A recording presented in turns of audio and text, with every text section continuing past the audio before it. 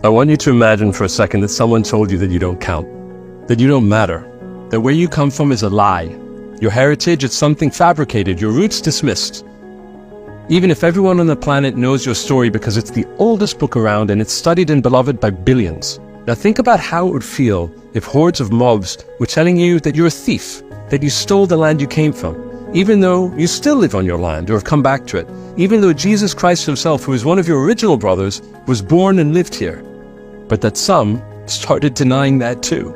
I want you to imagine if you're a black or brown person, that someone was calling you white, even though over the course of centuries your people have been all shades. And that suddenly, because people didn't accept your presence in your own land, that you were the oppressor, that you were the colonist. Like the Australian and American white men that came to replace the Native Americans and Aborigines, instead of being seen as the indigenous people themselves. Imagine you're a happily married man, like me, a father of two who went to work in the morning, provided for his kids, enjoyed dates with his wife, meeting new people from around the world, traveling and creating, working with talented people from every field possible who loved listening to Prince and building Lego, and generally spent his time living his life and actually fighting for coexistence. Imagine what it would feel like if people in droves were suddenly calling you a killer, a murderer, an animal, and a barbarian, people that didn't even know you. Now, think about how you would feel if your neighbors were educated to hate you, claiming your country wasn't even there, and instead placed what they wanted as a country there instead of it. And it was in their school textbooks, and that the United Nations was letting it happen under their watch. Indeed, the whole civilized world was. And over the course of years, these neighbors allowed their children to be brainwashed by this hatred, growing up hoping to stab you, throw rockets at you, don suicide vests to blow you up, shoot at you, lob rockets and missiles at you, trying to kill you for decades.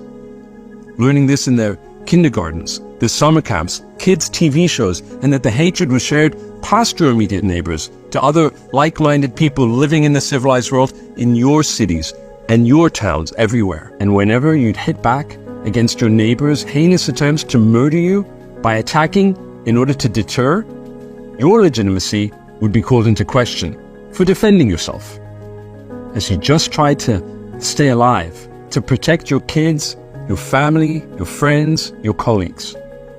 Imagine that the whole world thought you were a Goliath because of the constant attention you got, the obsession they had with you, making you out to be a huge force and power, thinking you run the world, controlling things from above, when really, in the entire world, all you are is 0.2%. 16 million people out of nearly 8 billion. Think what it would feel like if one day in your time, after thousands of years of persecution, a Holocaust that wiped out nearly 30% of you, 75 years of constant wars, that you woke up on one particular October 7th morning and watched as over 1,000 of your brothers and sisters who were husbands, wives, babies, kids, the elderly, and even Holocaust survivors were gunned down, gang raped, mutilated, blown up, decapitated in an all-out massacre, that around 240 of them were taken back to a hellhole across the border,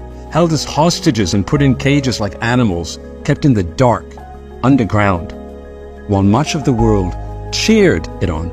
And all this time in the aftermath, as your army was trying to target where the terror was coming from and trying to get your hostages back, rockets continued to rain down on your country on a daily basis. And the only reason many more thousands of you weren't murdered was because you'd developed a technological miracle called Iron Dome to protect you, instead of developing terror tunnels like those your enemies had made to protect themselves. But oh no, not their brothers and sisters. All the while you felt the world wasn't saying much about it. Sure, some countries allied themselves with you, but even those countries allowed mobs of haters to take over their streets, claiming you were committing genocide, not those they supported who openly called for your elimination themselves.